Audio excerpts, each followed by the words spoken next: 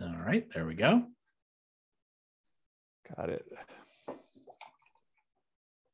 Okay, here come the first brave souls to join us. Great. Okay, awesome. Good to see people scrolling in.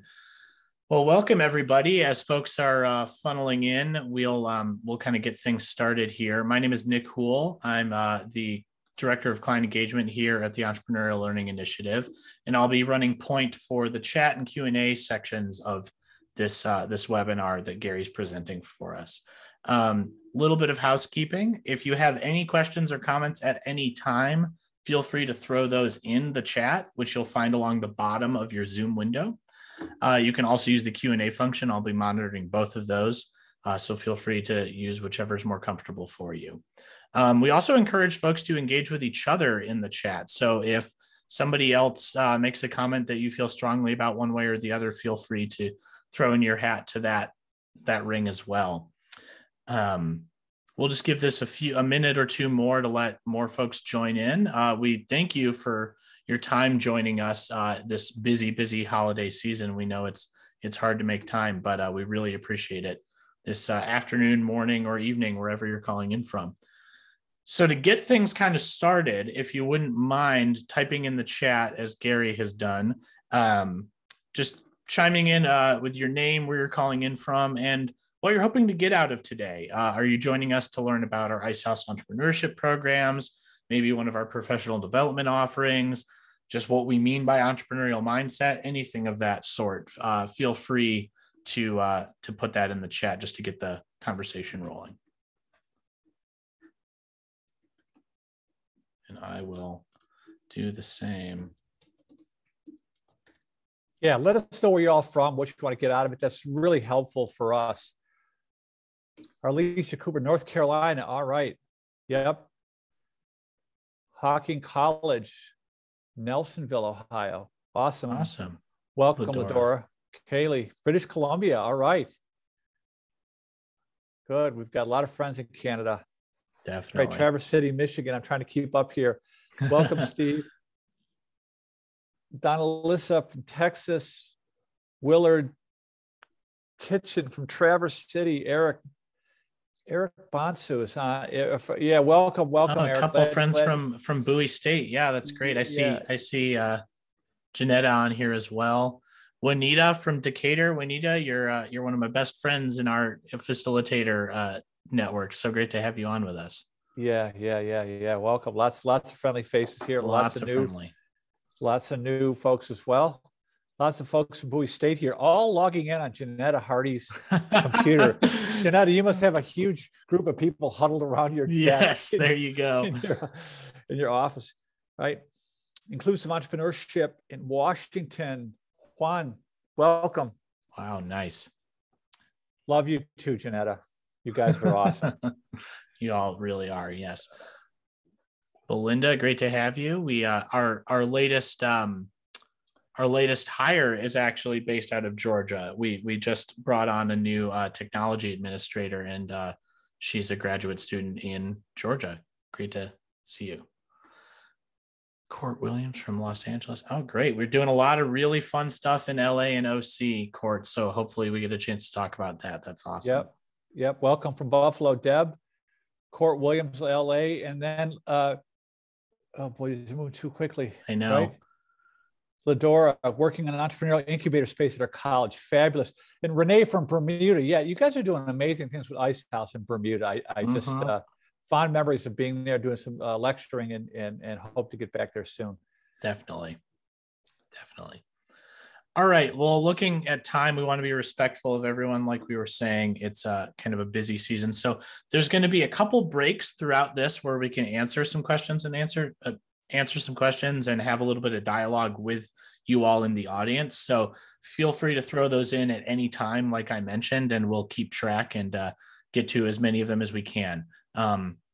So without further ado, Gary, I'll mention this now and we'll reiterate it throughout. We are recording this, as you can see.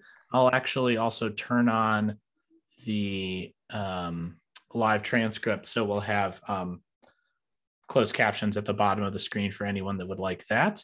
And We will be sharing this recording, the live transcript, and the slides, as well as a couple other helpful links that we mentioned throughout this within 24 hours of the presentation concluding. So feel free to sit back, take any notes you want, but also know that you'll be getting the recording and can share that with your network to your heart's content. Yeah, thank you, Nick. And also, I want this just to be like sort of more conversational. I mean, I'm going to definitely kind of dump a lot on you here in the next like hour, but I'd like to make this conversation. We'll leave pauses.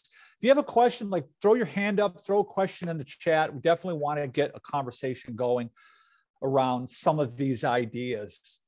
And so I'm going to like just go ahead and share my screen and run through some slides to begin with here. Nick, I want to make sure the slide, excuse me, that goes smoothly. We are seeing your screen. Okay, you're good on my slide there. Yep. All right. So just a quick background, like this work that we're doing at Eli is based in, this journey, this question I've been trying to answer for more than 30 years, which is essentially, how do underdogs win? The question I've been asking for 30 years now is how do people who have no particular advantage in life manage to identify, evaluate, and bring opportunities to life in ways that benefit others and benefit the individual? And how do they alter their place in the socioeconomic structure? Like, how does that happen? And I've spent, more than a decade traveling around the world, interviewing hundreds and hundreds of what I would call unlikely entrepreneurs, everyday entrepreneurs, just ordinary people who are doing extraordinary things. And I'm not really interested in Elon Musk or Richard Branson or these sort of outliers. I want to know how everyday people are innovative and entrepreneurial and how they apply that. So that's sort of the basis of this. And a little bit about our work. We are the Entrepreneurial Learning Initiative. We're the world's leading provider of entrepreneurial mindset education, training, and professional development programs. We serve academic institutions, government, corporate, and nonprofit clients around the world. You can learn a lot more about what we do on our website. So what I want to talk about today is creating entrepreneurial learning environments. And whether that's in a classroom, whether that's in a community, whether that's in an organization, doesn't really matter. The basic ideas are the same. And I'm going to talk about that using how we do it with the Icehouse Entrepreneurship Program. It's not the only way to do it, but that's a curriculum we developed, and show you how that works as well. So where are we, right? The world has changed in ways that now require all of us to think like entrepreneurs. And I'm emphasizing the think part because I don't mean to say that everyone should just become a business owner. It's just that we need to develop the ability to think like entrepreneurs. And so like a different way of saying that is that this traditional mindset that once enabled us to succeed, what we can call the managerial mindset or an employee mindset, that once enabled us to succeed in a more stable, other-directed environment, is rapidly becoming obsolete amidst a highly complex and rapidly changing environment. So the mindset that once enabled us to succeed is becoming maladaptive, is another way of looking at it. So to illustrate that, I'm borrowing a concept from Thomas Friedman's book, Thank You for Being Late, called it Astro Teller's Graph. And what Teller is pointing out is that the rate of complexity and technological advancement tends to accelerate and snowball. And let's say if you look at this over the last, let's say 2,000 years, for 1,000 years, there wasn't much progress at all. And then we had sort of the age of enlightenment or the scientific revolution, which gave way to the Enlightenment, the Industrial Revolution, and all of a sudden things start to change. And here we are where the rate of change is almost going straight up. The problem is that the human ability to adapt doesn't follow that phenomenon. It's more of a gradual uphill slope. So the question becomes, how do we bridge that gap? One of the things that Teller points out in Friedman's book is that we need to optimize for learning. And I think the entrepreneurial mindset, is the best suited to adapt in this rapidly changing environment. I'm not saying perfect, but it's more adaptive in this rapidly changing environment. So when we look at entrepreneurial attitudes, behaviors, and skills, we see when we look closely, and specifically beyond the high growth venture-backed entrepreneurs that are always making headlines. But when we look at entrepreneurial people, what we see are people who are creative and critical thinkers. They're resilient and resourceful. They're able to mobilize resources and make things happen when the path is not clear, when the rules are not well defined, when no one's there when no one's in charge and no one's coming to the rescue.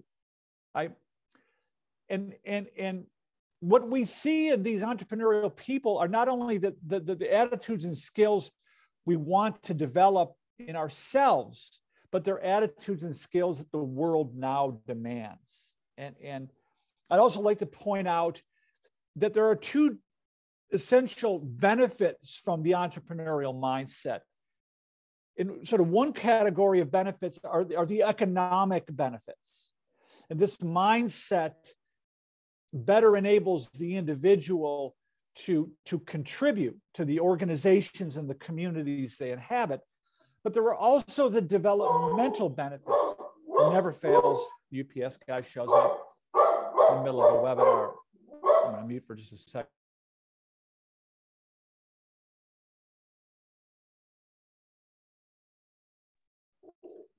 All right, it's almost over. Sorry. So that there's the developmental benefits that we often overlook. We think of entrepreneurship as all the economic benefits, but the developmental benefits are probably equally important. It's the resilience, the resourcefulness, the agility, the creativity, and the critical thinking that enables the individual and the organizations to adapt and thrive amidst complexity. So I kind of think of it like that. There are economic benefits and developmental benefits. And what I've seen through our research and our work is that it's probably most effective if we focus on the developmental benefits, and the economic benefits tend to take care of themselves. So that's just one way to think about it. So, from a global perspective, right, big thinkers are recognizing this need, that we need entrepreneurial thinkers at all levels of society in all sectors. And this one particular quote I like from the World Economic Forum, in which they said it's not enough to add entrepreneurship on the perimeter. It needs to be at the core of the way education operates. Now, I'm going to take that one step further and say that it needs to be at the core of the way our organizations operate, the way our own thinking operates. It needs to be at the core of the way we think and function. So the big question is, how do we shift entrepreneurship from the perimeter to the core? It's great that you have an incubator. It's great that you have a makerspace. How do we shift that to the core? How do we infuse entrepreneurial thinking into our communities, into our classrooms, regardless of discipline or context? So in this webinar, I want to talk about three basic things. I want to bring forth a new definition of entrepreneurship, sort of update the definition. It's, a couple hundred years out of date, in my view. I want to explore the critical dimensions of an entrepreneurial mindset, put a little bit of structure around what an entrepreneurial mindset actually is and where it comes from. And then lastly, how to create effective entrepreneurial learning environments using the Icehouse Entrepreneurship Program. So I'm going to get my little clock going here so I can stay on time. Got to get that going. Okay, so let me start with redefining entrepreneurship. A big part of the reason we're stuck on the perimeter is because we really don't understand entrepreneurship very well. It still remains steeped in popular myths and common misconceptions. And we're over influenced by the image of the high growth venture backed entrepreneur, right? This creates what I call a visibility versus representation issue that skews our thinking, not only about how to be entrepreneurial, but who can be entrepreneurial. And so, Daniel Kahneman called this the availability heuristic. When you hear the word entrepreneur, what's the most easily retrieved information to inform you about that, right? What the data show are that venture-backed startups are by far the exception rather than the rule. At one point, I had a number that I got from the head of research at Kaufman, Dane Stangler, and it was a fraction of a single % of all startups in the US are created with venture capital. In fact, what we found is that most businesses are started with $1,000 or less, and they're started by inexperienced entrepreneurs who aren't writing business plans. They don't have big ideas, and they're not doing formal market research. And that's what we found in our research, is that the way entrepreneurship is typically characterized in a classroom is often divorced from the reality of what a typical entrepreneur is actually doing. It doesn't reflect the mindset and the methods of a typical entrepreneur. So to better dive into that phenomenon, I'm going to introduce a concept that's really central to our work. It's called transformation theory. It's a framework for understanding change. And it was brought forth by a guy named Dr. George Land, who died a couple of years ago. He's a systems thinker. George Land is also the guy that did the famous creativity NASA study that Ken Robinson talks about in his TED Talk. So it works like this. Transformation theory is designed to explain the nature of change within any living system. It's also very helpful to distinguish entrepreneurial activity from managerial activity. So let me just dive in very quickly. Here's how transformation theory works. There are 3 phases of change. There's a discovery phase, there is a growth phase, and then there's an obsolescence phase. In some cases, that obsolescence phase becomes a reinvention phase where a new S-curve begins. Now, what Land is saying is that each of these 3 phases requires distinct rules for survival. And the rules for survival in one category, in one phase, are not applicable to another. So the trick to survival, according to Land, which I think is quite brilliant, is that the trick to survival is to understand which phase you are in so that you know which rules to apply, because the rules for survival are not interchangeable. And failure to recognize this is pretty much a textbook case of what we would call maladaptive, being maladaptive, right? The inability to adapt. And so these little orange dots are visual representations of the moment in time when the rules for survival change. Now, it's important to point out that in this graphic illustration, the moments are very clear, but in real life, that they're not obvious at all. They're very non-obvious. It's slow. It's like the frog boiling in a pot. You don't get an orange dot in your email saying, the world has changed and you have to adopt new rules for survival. Moreover, that the rules required for survival amidst complexity and what in the military they call VUCA, volatility, uncertainty, complexity, and ambiguity, none of us have ever even really learned to adapt those skills. Some of the people that are best adaptive of those skills come from outside of known systems. And I'll talk a little bit more about that in a second. So as humans, we go through this discovery phase where we learn how to become useful. And let's just say this first orange dot represents graduation. We graduate from high school or college or whatever.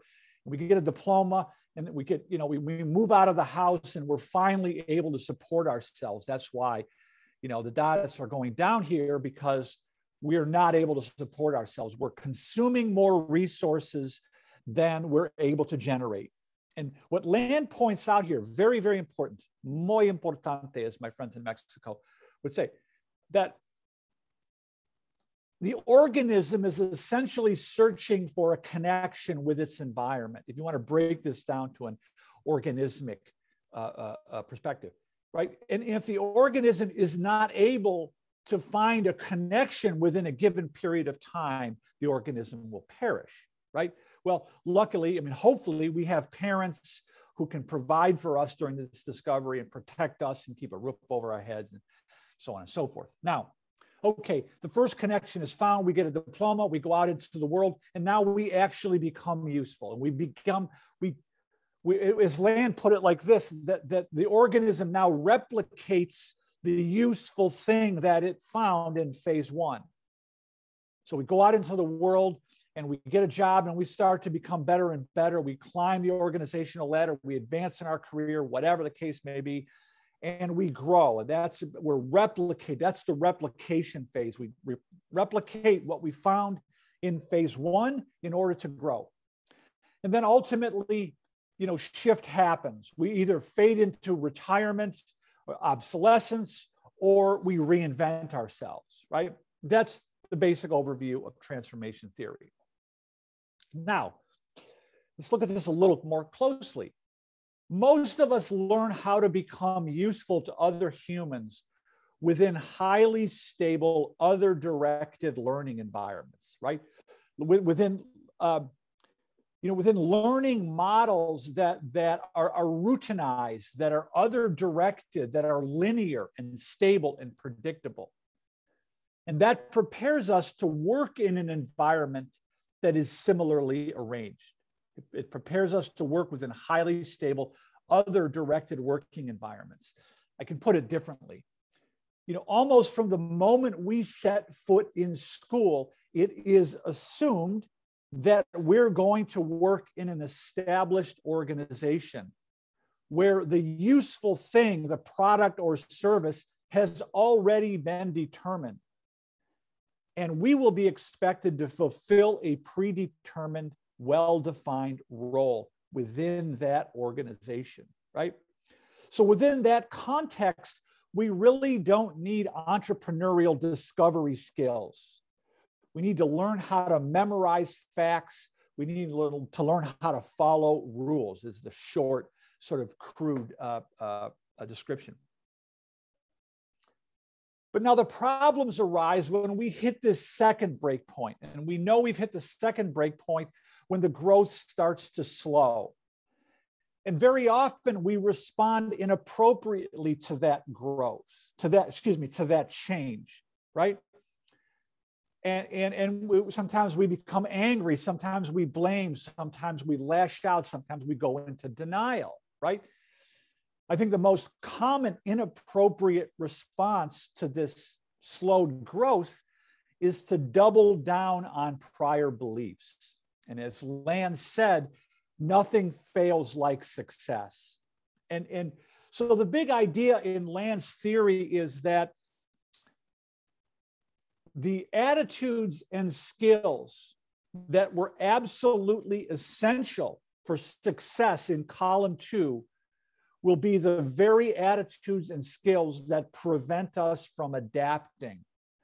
And there's a significant literature on this, on the idea that in times of change, experts struggle more so than the novice, which gives us some clues as to why successful entrepreneurs are often inexperienced, right? The naivete becomes an advantage, right?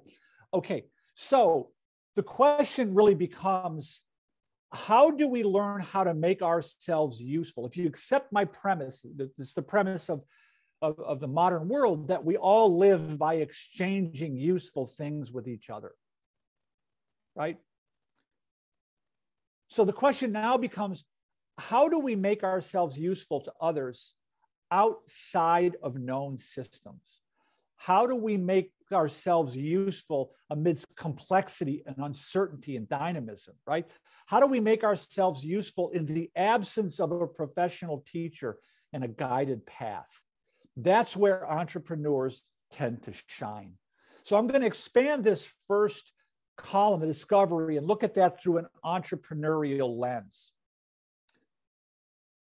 Another very important idea here is that in order to understand the need for and the development of entrepreneurial attitudes and behaviors and skills, one must understand the context within which the entrepreneur is functioning. And as soon as we understand the context, the rules for survival, the attitudes, behaviors, and skills required to succeed as an entrepreneur become very, very clear. If you ignore these contextual factors, it'll always be a mystery. So one such factor is the high degree of ambiguity, right? We're outside of a known system, so we've got to figure things out for ourselves. There's no one there to tell us what to do. There's not, a single book to read, a class to take, a diploma to get, a teacher to guide you. You're outside in the world trying to figure it out for yourself. And presumably, you're resource constrained. And we've now come to understand that the resource constraints are actually, well, let me back up. We've come to understand that the high degree of ambiguity combined with the resource constraints create the perfect environment within which to develop entrepreneurial attitudes, behaviors, and skills. Absent either one of those factors, and it won't work. It's also, so that sort of necessitates the highly ambiguous resource constrained nature of the discovery process, necessitates self-direction, right? There is no one to tell you what, you can't, take a course to learn how to do this particular thing you're trying to do. So in the entrepreneurial context, the connection is found not when you have a diploma or your first job, but your connection is found when you have evidence of usefulness of something. And, most commonly, currency, money, is evidence of usefulness. It's not the only means of evidence, but it's the most common. But my point here is that the evidence of usefulness could be users. It could be buy-in from your colleagues. It could be readers, subscribers, followers, viewers. Doesn't matter. The point here is very, very straightforward, that the entrepreneurial discovery process is an evidence-based process. It's not gambling. It's not fortune telling. It's not in-depth planning. It's detective work. It's scientific work. So when you look at the attitudes and behaviors and skills required to discover opportunities in a highly ambiguous, resource-constrained environments, we start to see problem-finding skills. And I think this is the most overlooked aspect of the entrepreneurial discourse, right? Problem finding, like really understanding the problem before you leap to a solution, is really important. But problem-solving skills, this is fundamentally an error-based learning process that is fundamentally at odds with our current methods of teaching and learning.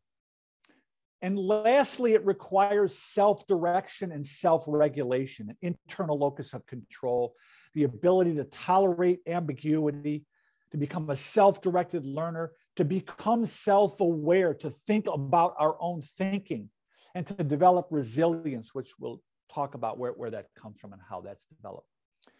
But the main point here is that entrepreneurial skills are 21st century skills.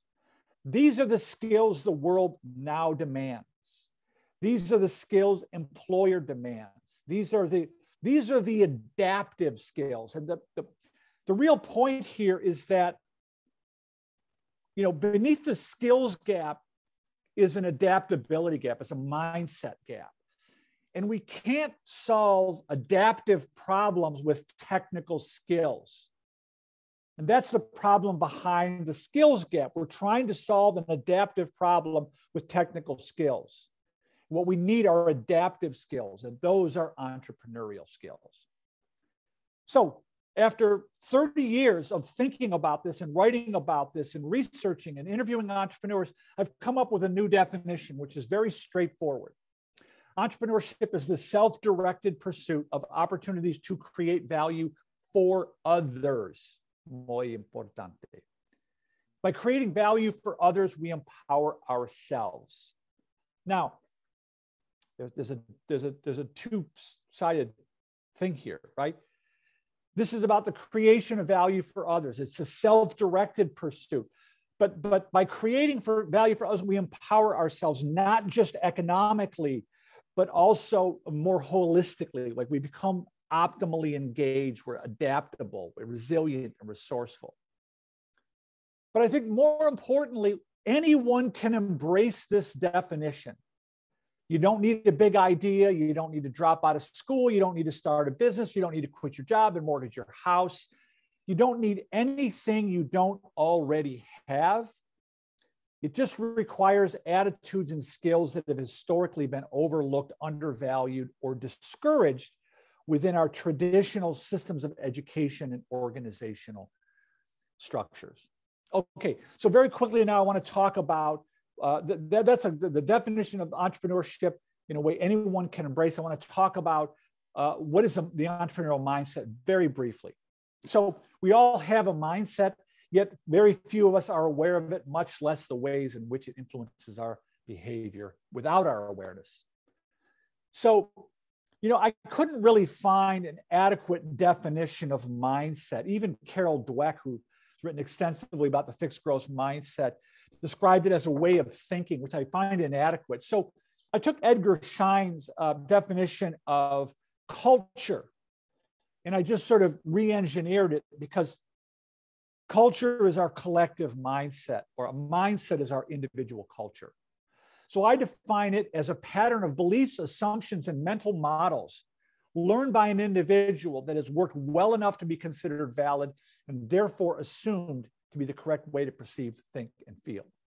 And it works like this. What shows up on the surface, the visible artifacts and the observable behavior. Beneath the surface is, we find the explicit knowledge and espoused values, right? And then at the base of the iceberg lie our implicit knowledge and deeply held values, taken for granted beliefs and tacit assumptions. That's where the mindset resides, right? So, an example of this is, you can talk to somebody. We all know people who complain all the time, right? Debbie Downer or Donnie Downer or whatever, right? That's their observable behavior. And they'll tell you, well, all the reasons why they can't do what they want to do, all their complaints, that's their espoused value, right? But at the base, what they're probably not cognizant of is a sense of powerlessness, an external locus of control, right? The deeply held belief that someone else is determining what they think and do in the world, right? But they're not aware of it. So they can't really solve the problem because they're not aware of the true problem. I just reread a fantastic book called The Immunity to Change by Kagan and Leahy. Nick, if you would maybe put the link to that book, it's really, really a powerful model to get at some of this stuff. What are the shadow beliefs and bedrock assumptions that prevent us from adapting, that are holding us back, is really what it's about. So in our work, we look at, let me step back.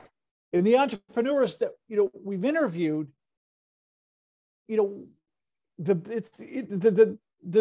are ordinary people. There's no discernible advantage. I don't see any charisma or creative genius or academic prowess, or these are like, they're C students, to paraphrase, right?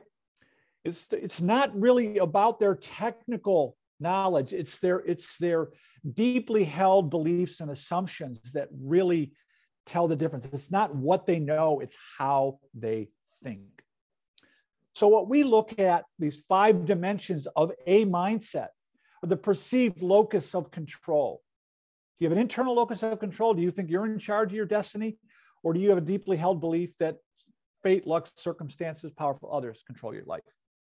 Are you intrinsically or extrinsically motivated? Are you motivated by money, power, prestige, or are you motivated by purpose? Makes a big difference in your energy, your sustainability, and so forth. Do you have a fixed or a growth orientation? Do you believe that your talents and abilities are finite, or do you believe that can be developed through a deliberate practice? Are you optimistic or pessimistic, right? This psychologists call this an explanatory style. What happens when things go wrong? Are you saying, oh, this always happens to me? That's pessimistic. Are you saying like, oh, I got to find a way to fix this? That's an optimistic, explanatory style. And I think the holy grail is really perceived self-efficacy, our sense of agency, right? Do we believe in our ability to set and achieve the goals we want for ourselves? Is a short version of that. Now, from what I can tell, the sort of the core assumption of the entrepreneur, which is almost always implicit or tacit, very rarely articulated. But this underlying assumption is something like, it's my responsibility to figure out how to make myself useful to others. And by doing so, I can empower myself. That's the fundamental shift in perspective that over time makes an extraordinary difference.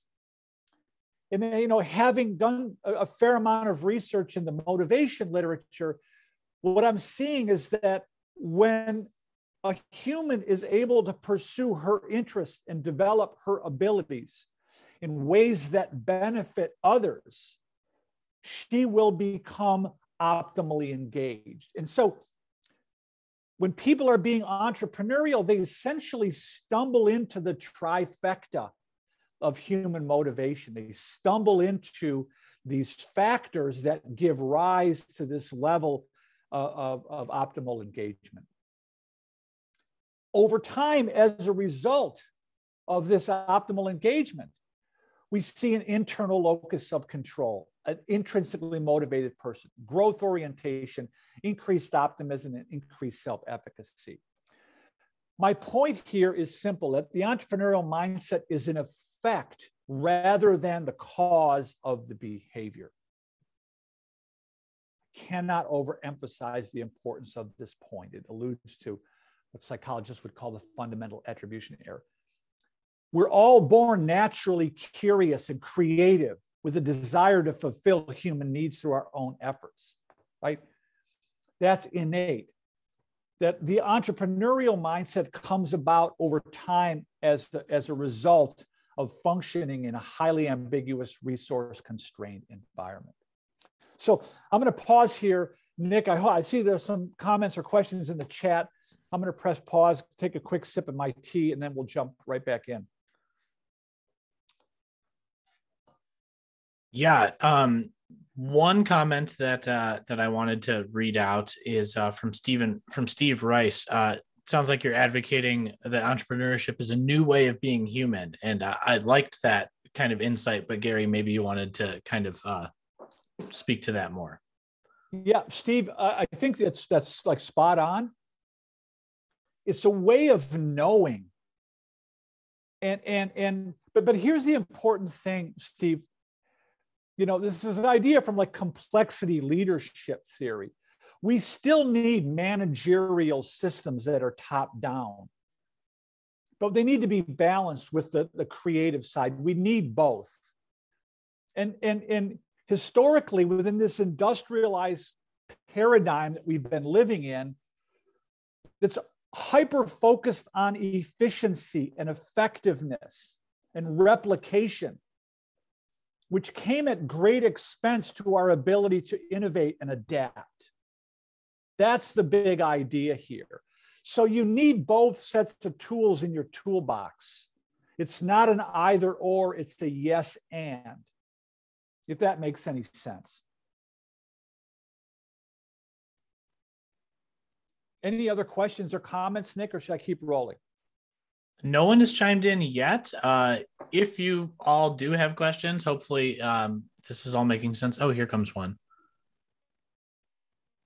Annette, yes, we will be sharing the slides, the recording, the closed caption, and the chat because there's so many links in it.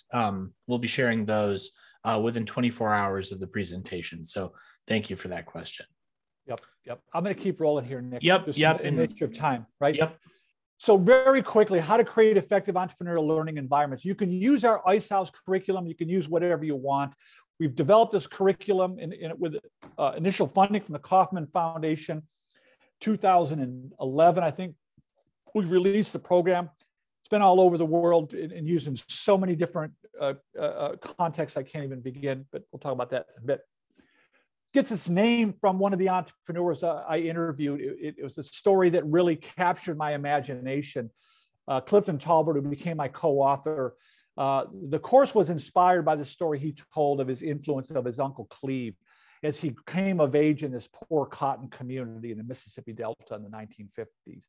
So we use that story to illustrate 8 core concepts that became sort of the basis for teaching entrepreneurship, and specifically it speak to the mindset. And then, so Clifton and I co-authored this book, which has been translated into Spanish and gone all over the world. Spanish is the only language the book is translated into. The curriculum has gone all over the world in so many different forms, and I'll talk about that. There's 2 important ideas that I want to bring together here based on what we've just talked about. The first is that I want the learner to understand, be it a child, a student, a leader, a community, a stakeholder, or an aspiring entrepreneur, that the mindset is an underlying belief system. It's the underlying beliefs and assumptions that can either hinder or enhance our ability to adapt, right? So the first idea here in our learning is to help the learner understand that you are looking at the world through a lens, and you probably acquired that lens uncritically. And part of the big idea here is to recognize that you're looking at the world through a lens, and to step back and look at the lens itself. That's the first big idea. The second big idea is to introduce entrepreneurship as a logical framework that has become essential for individuals, organizations, and communities to adapt and thrive amidst complexity. It's like the question, Steve, basically just that. Those are the 2 big ideas we're trying to bring together in our work. So our Icehouse program works like this: expose the learner to these 8 core concepts, immerse them in real world, highly ambiguous, resource constrained experiences that will allow them to develop the skills, reinforce with relatable social models. That's super important. And then encourage personal reflection. That's the part where we want you to think about your own thinking, to step back, look at the lens through which you're looking at the world, and maybe think about some of the deeply held assumptions that may not be helping. 8 core concepts, very briefly. This is distilled from hundreds of interviews with entrepreneurs. It starts with choosing. This is where we sort of move from what psychologists call a socialized mindset, where we're just kind of following along and fitting in, to a self-authoring mindset, where we decide a course we're going to choose for ourselves what we want to make happen. When you interview an entrepreneur, they'll start to articulate a compelling vision, an adaptive challenge, something they're striving to achieve on the horizon, some sort of a compelling goal. Entrepreneurs tend to see problems as opportunities. They understand that by solving problems for others, they can empower themselves. That causes them to develop empathy and start looking for problems rather than avoiding them. There's what we've observed is sort of an action orientation that often looks like recklessness, but what they're actually doing is micro experimenting. They're trying lots of little things. They're reducing the cost of failure through micro experimenting. That's the error-based learning that I talked about earlier. And interestingly, they're constantly learning, but they tend not to learn necessarily just through traditional means. They tend to be, they tend to be learning through informal and non-formal means as well. Audiobooks, informal peer groups, master class, whatever. They're constantly learning. They're just learning in different ways. They're very resourceful. They start where they are and use what they have. They invest discretionary time and resources rather than spending. They tend to become very reliable, right? They're understanding about solving problems. They develop a brand of being reliable, which tends to generate luck, so to speak. And I don't have a lot of time to get into that, but there's a lot there. They surround themselves with sort of a deliberate community. They create a deliberate support community of other like-minded people. They find mentors and advisors who are invested, who want them to win. And lastly, they develop persistence. That's the resilience piece. They have the ability to persist through difficulty and challenge in the pursuit of their goals. So immerse them in real world experiences. We use something that we developed based on Alexander Osterwalder's business model canvas. We call it the Icehouse Opportunity Discovery Canvas. It's really designed to strip away all the business vernacular and just get to the first principles, right? So when you look at the entrepreneurial process, it starts with problem finding. This is the inquiry and observation. What's the problem you want to solve? Who has the problem? How are they currently solving it? This is the analysis. In the scientific method, this would be considered the background research, right? Then once you feel like you understand the problem, then and only then are you able to start experimenting and adapting with potential solutions, right?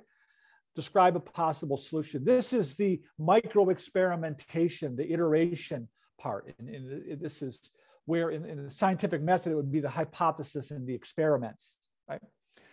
And then once a connection is found, once evidence of usefulness has been established, then we go into the third phase, which is about replication and communication, right?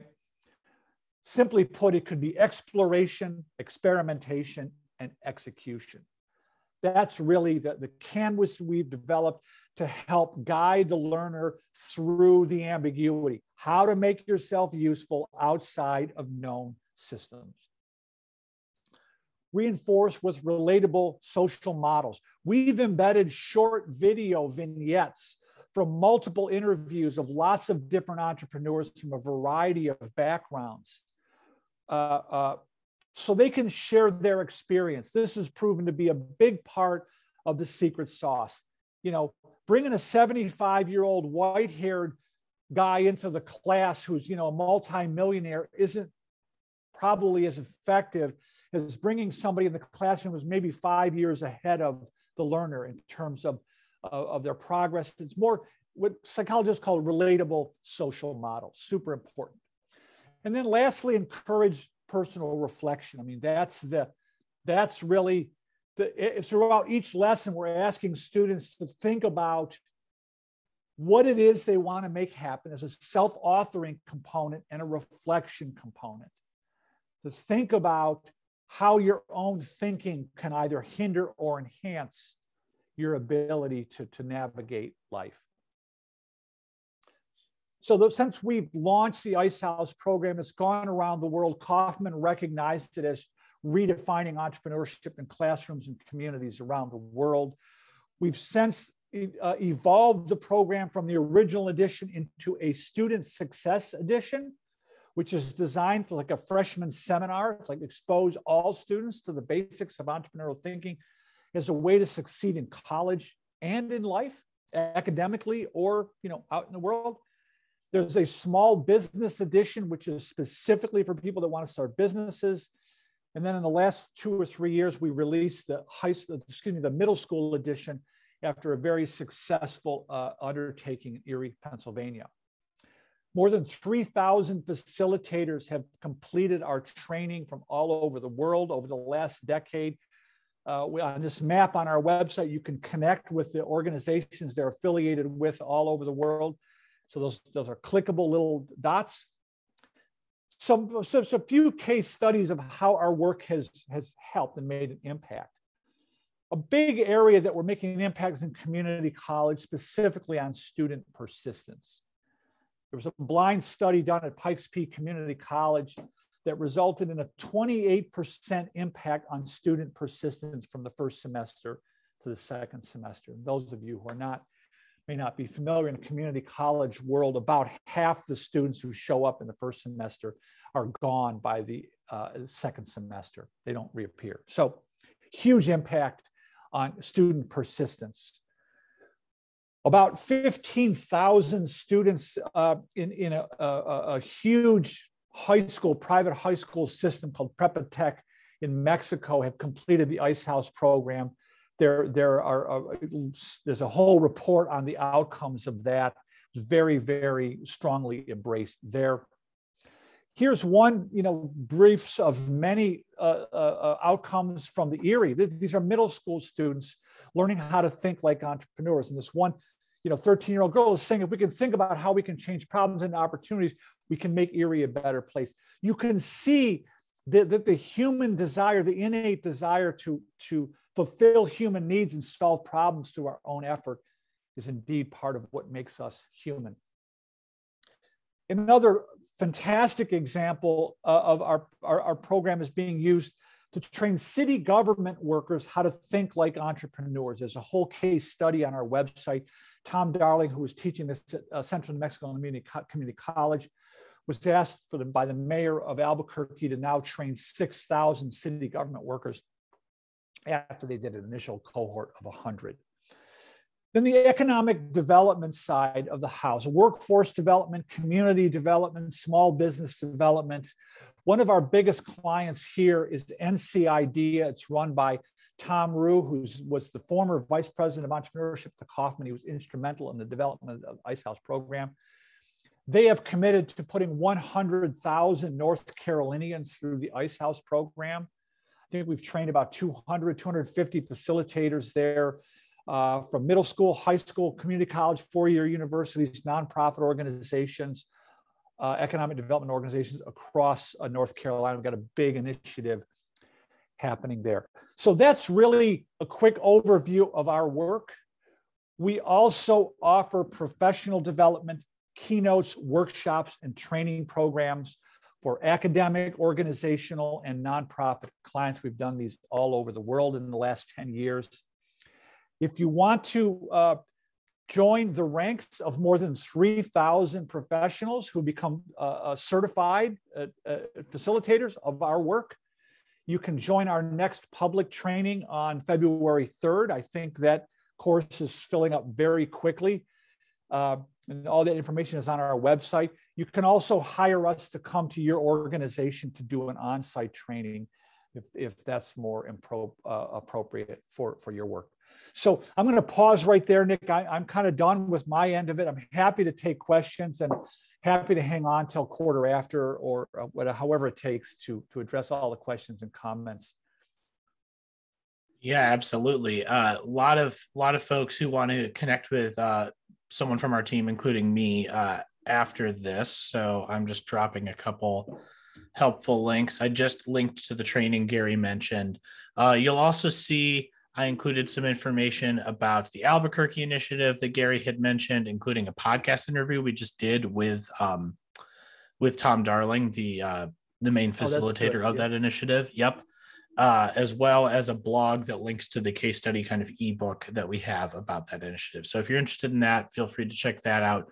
I also threw a link to our case studies page in general. We've been doing a lot of work this year to bolster our case studies that includes as much quantitative data as we can get, but also a lot of qualitative data, kind of the narrative story of what's going on at all these disparate places that are using the program. So feel free to take a look at those. We've now got 3 full web pages full of case studies on that. So that's great. Well, now I'm going to post a link to in fact, I'll just post a link to my calendar scheduler. So anyone who's interested in scheduling some time with me can do that. Feel free to grab some time on my calendar that way. That's the easiest way to get a meeting on the calendar with me. Happy to do that. Can I want to jump in and address Linnell's comment there.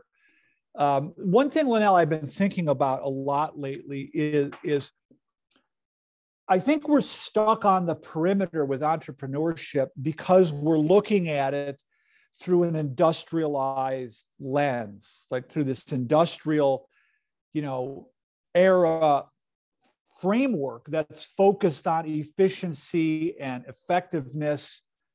And it really doesn't work when we try to do that, right? It's not, we tend to think of it as a business discipline.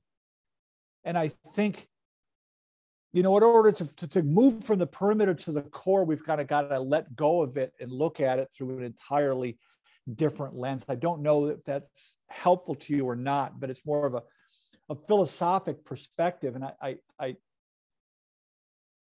let me say it like this. It's very, very difficult to teach people how to think critically and creatively and innovate within highly stable, other directed, routinized learning and working environments. And so that's really the conundrum, right? So we have to balance each. We have to step back and recognize that there's a time for top-down bureaucracy, but we also need to create some space for adaptive challenges and for people to develop adaptive skills. And so I don't know if that's helpful now, but that might be where the struggle is in the challenge that you're facing. I appreciate you putting that question in the comments. Steve is kind of piling on to his earlier comment. Really good stuff here. I sense we are on the front end of rediscovering what it means to be fully human and the role of entrepreneurship, which is how we are wired from the start in that space. And Steve, I'm glad you mentioned that, how we're wired from the start. Gary and I talk a lot about how entrepreneurial skills, we're born with much of them, and it's the employee-minded skills that we're being taught. So we're almost unteaching, if you will, unlearning the innate tendency towards wanting to be useful. Well, yeah, and it's just like, I'm not a conspiracy theory guy. It's just that if you understand the origins and evolutions of the industrial paradigm, the Industrial Revolution, like, it made sense at the time. If you developed an employee mindset, you were loyal to the organization, you followed rules, you worked your way up the organizational ladder, you were rewarded for that.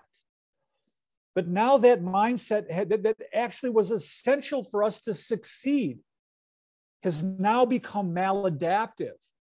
And yet what we're doing is we're doubling down on the industrial mindset. I mean, that's what you saw happen in the 90s with the onset of like total quality management, ISO 9000, lean, all these things were really attempts to like squeeze more juice out of the lemon we already had. And what I'm saying is that way of thinking is preventing us from reinventing ourselves. And further to your point, Steve, to your point, it's like I'm writing about this in a new book and pointing out that this is like biomimicry. If you look at these everyday entrepreneurs and compare them against like what a hunter-gatherer would do.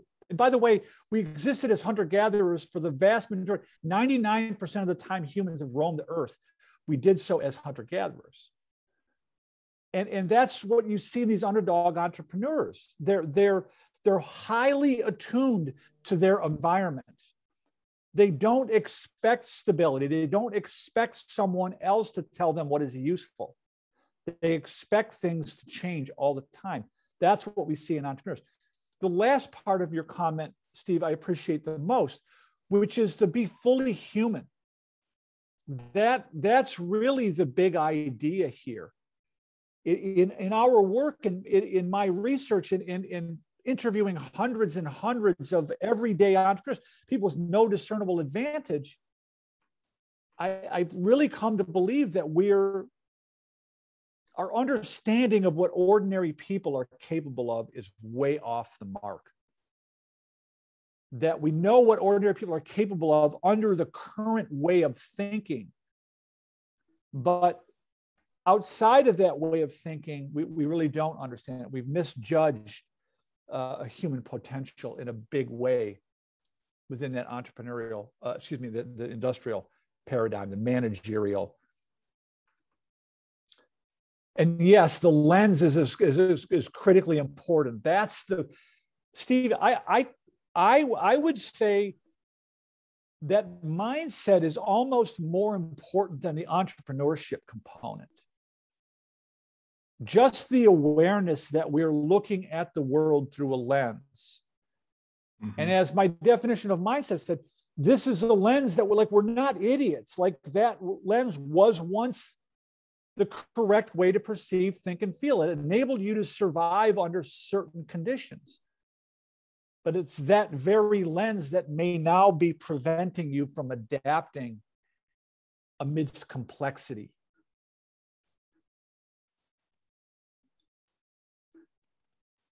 Any other questions or comments?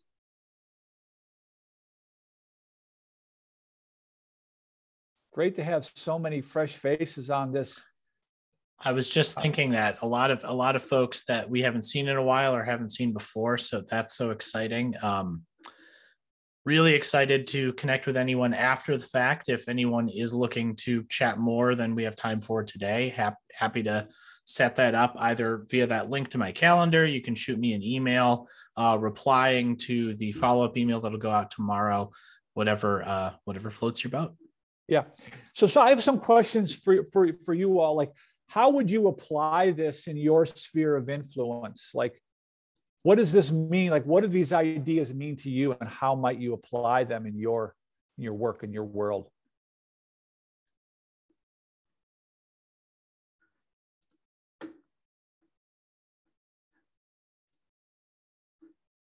Another way of asking the question, like, are you interested in these ideas as a means of personal and professional development? Or are you thinking about how to use these ideas to cultivate entrepreneurial thinking in others?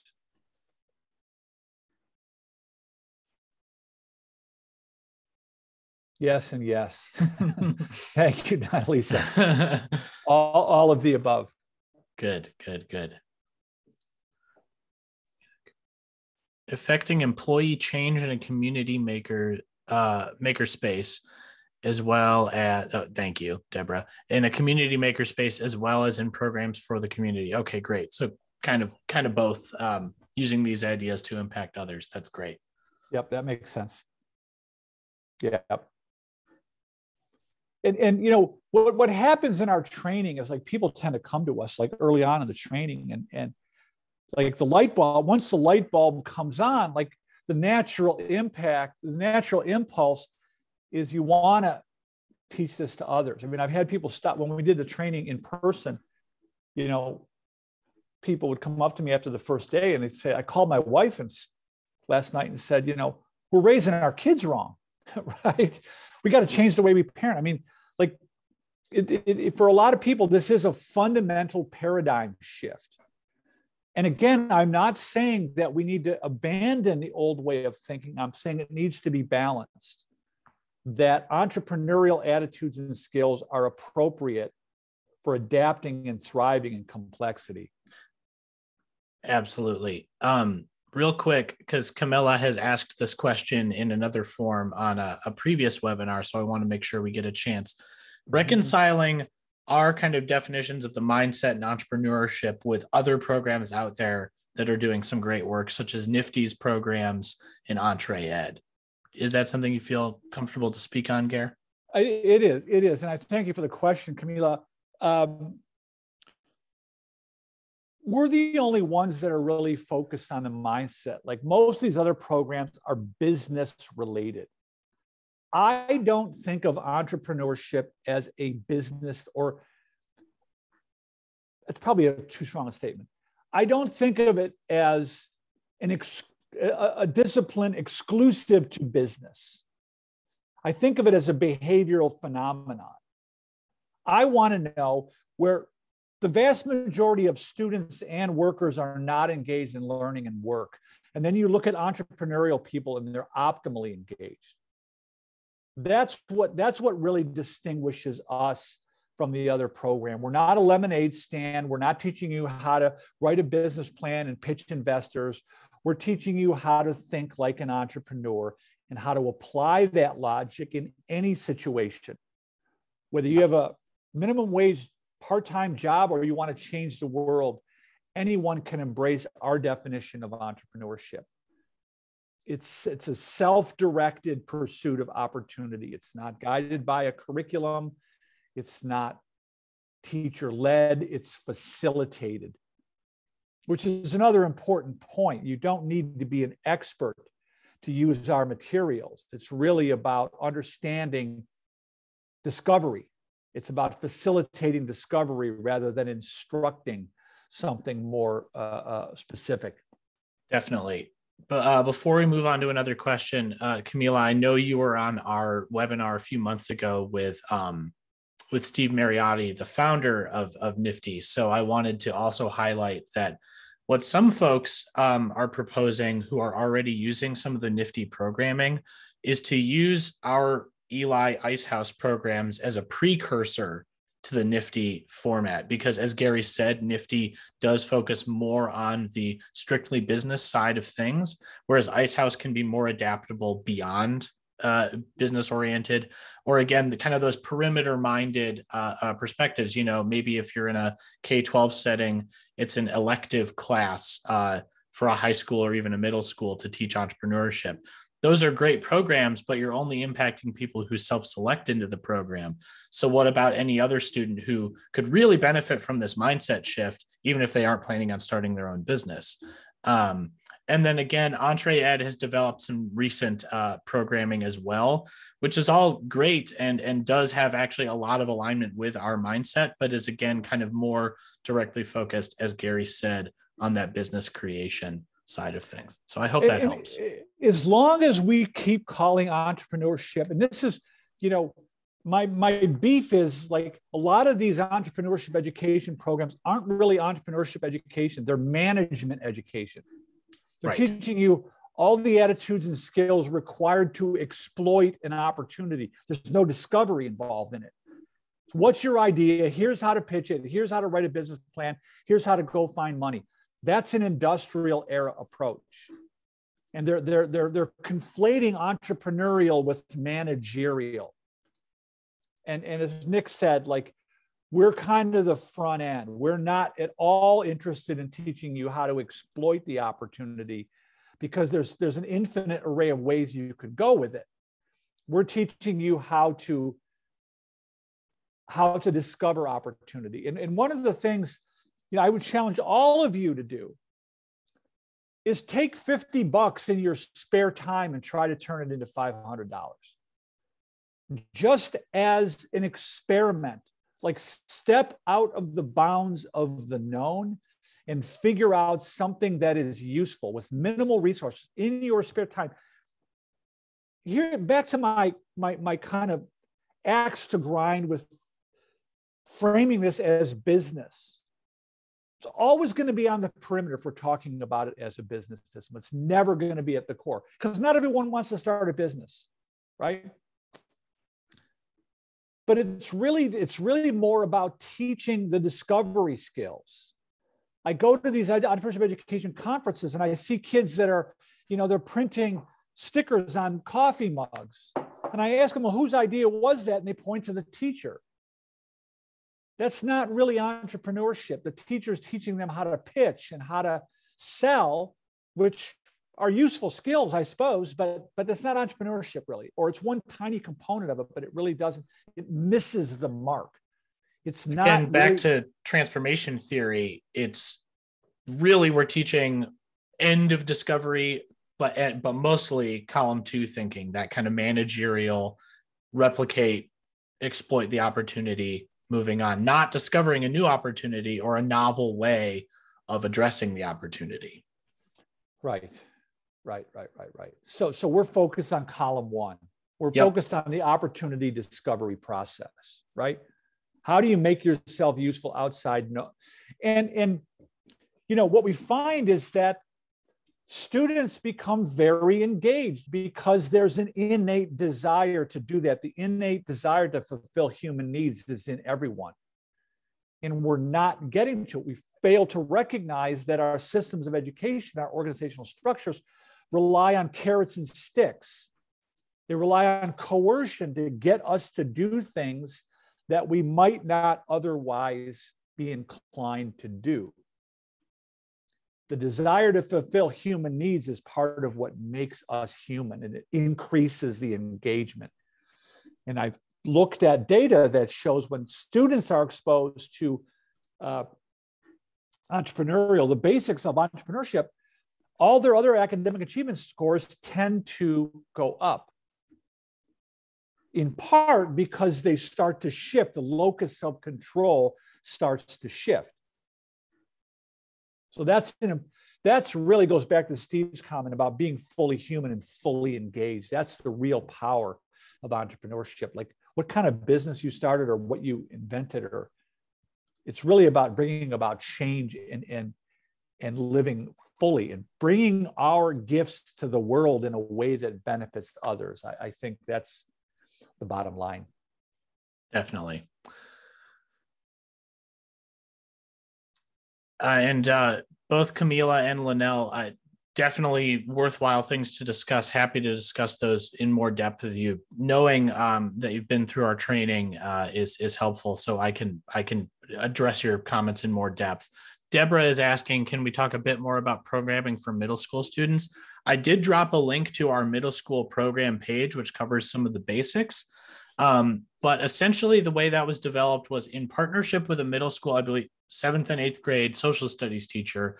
We developed a new working model based on the student success program that Gary was talking about earlier, but adapted it to the middle school context. So instead of things like examples of times that someone cuts you off in traffic and how you react or respond to that situation, that's not really relevant to a middle school age person because they're not driving yet. So we adjusted that to be more age appropriate and made the reading a little more accessible to that age range. But then we also developed a bunch of free to use to our trained facilitators supplemental resources, things like vocabulary lists and word searches, things like that, that can be really useful in a middle school setting to engage folks with the concepts, because reading and writing and thinking a lot is difficult for them at that age. So giving them something easier to chew on that helps it stick in their mind is helpful. And that's almost an additional 600 pages of optional supplemental resources that we can help you sort through as well. Yeah, Nick, I also want to come to, I'm not sure I'm going to pronounce his name properly. Eddie is saying self-discovery is key here. We're going back to the purpose of our existence. Co-creators, that sounds great. Thank you. Eddie, that's, you're right onto it right there. Like opportunity discovery and self-discovery happens simultaneously. I think through the opportunity discovery, like we discover who we are and what we're capable of. I think that's really an important outcome of proper entrepreneurial mindset education.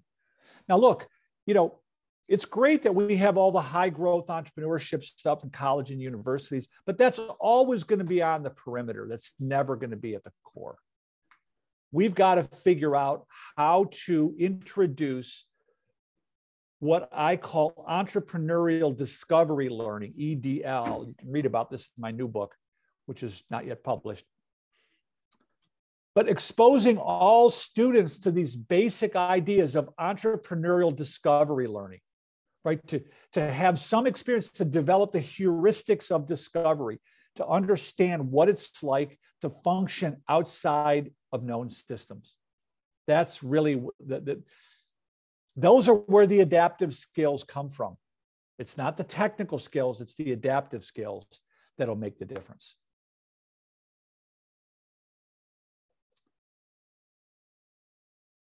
Any other questions in here, Nick? I think we've got them all.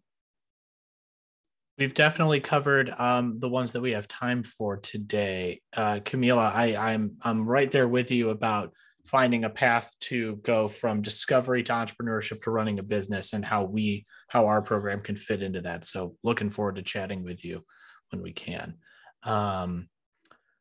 Like I've mentioned several times, if you have any other questions, feel free to shoot me an email. Happy to chat about that. Donna is saying this resonates Oh, and that she recently received a grant. So very excited to hear about that and how we can assist with that. So very excited there. Yeah, well, thank you everyone for joining us, taking time out of your Wednesday afternoon, morning, whatever the case may be. I greatly appreciate your time. I hope this has been useful. If there's anything we can do, please feel free to reach out. If anything else we can do to support your efforts to be more innovative and entrepreneurial, to bring these ideas into your organization. Thank you. Thanks, Janetta. Thank you, everyone, for joining, and happy holidays. Hope everyone stays safe and has a fulfilling time. Awesome. Thank you, Nick. Yep. Thanks, Gary. Bye, everyone. Bye.